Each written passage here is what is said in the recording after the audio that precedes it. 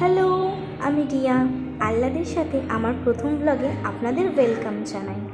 দিনটা ছিল 19শে জুন, মানে আমার জন্মদিন।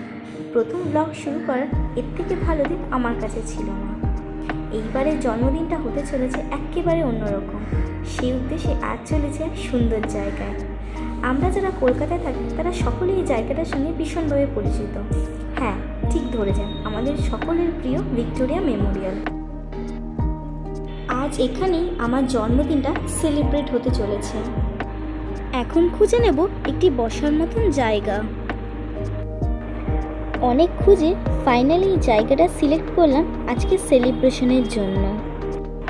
আশপাশটা সবুজে সবুজ ভরা, আর সামনেই ভিক্টোরিয়া, সেই জন্যই আর কি জায়গাটা সিলেক্ট করা হলো।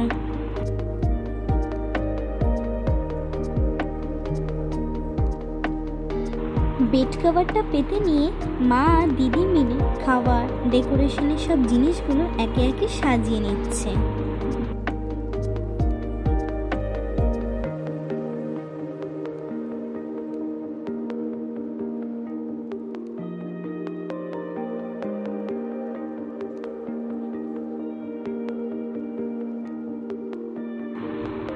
আমরা যে ডেকোরেশনের জন্য বেলুনগুলো নিয়ে এসেছিলাম, এবার সেগুলো ফোলাবার পালা।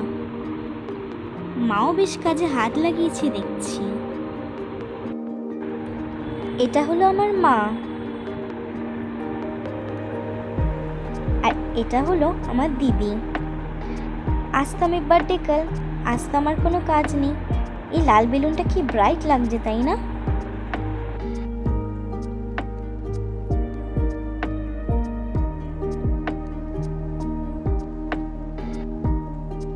ভিক্টোরিয়ার পেছনে মেঘটা দেখুন, কি অপূর্ব লাগছে।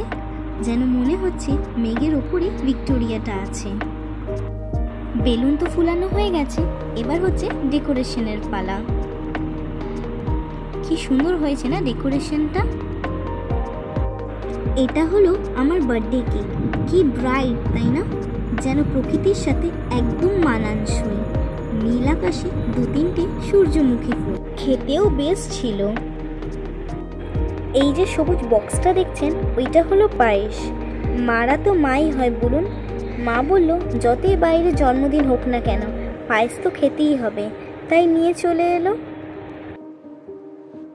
এত চারিদিকে হাওয়া, মোমবাতি কিছুতেই মোটে জ্বলতে চাইছিল না।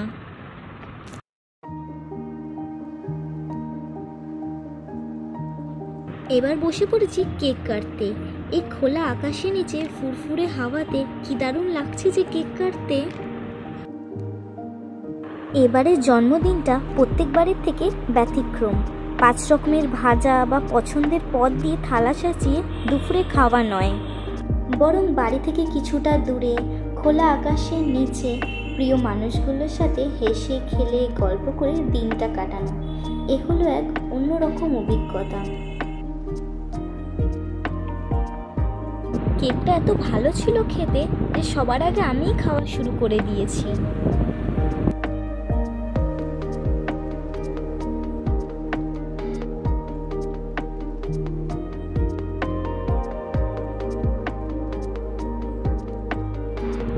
সকাল থেকে আকাশের মুখটা ভার হয়ে আছে, এই বৃষ্টি পড়লো বলে।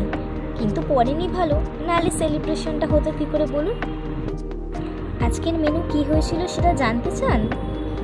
তবে সেটা আজ বলবো না, খুব তাড়াতাড়ি আগামী শর্টসে সেটা শেয়ার করব।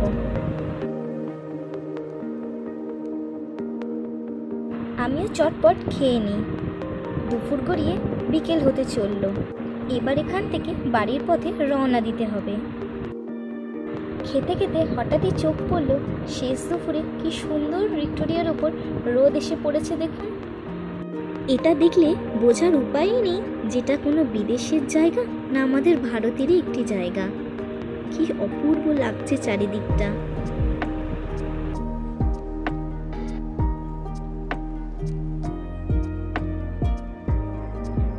এত সুন্দর পরিবেশে ফটো তোলাটা একদমই মিস করা যায় না।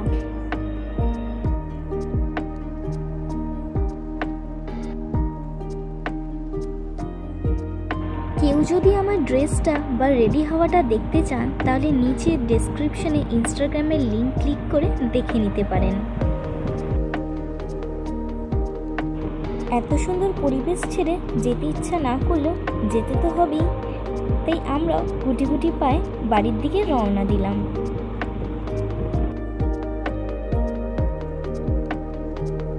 এই অসময়েও ভিক্টোরিয়া কি ভিড় দেখুন। এরই মধ্যে আরেকজন মশাই আমাদের সঙ্গে এসে জয়েন করেছে।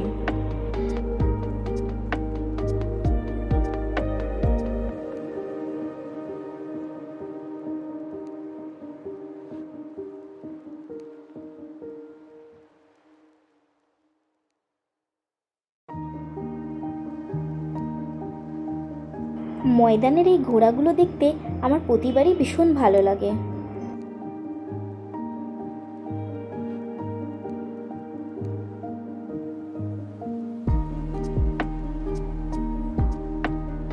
একটু করে সবাই মিলে ফটো তুলে নিলাম ঘোড়ার সঙ্গে।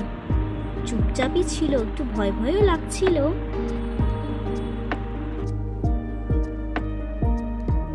কতদিন পর বাদাম ভাজা দেখলাম, এখন তো এসব প্রায় দেখাই যায় না।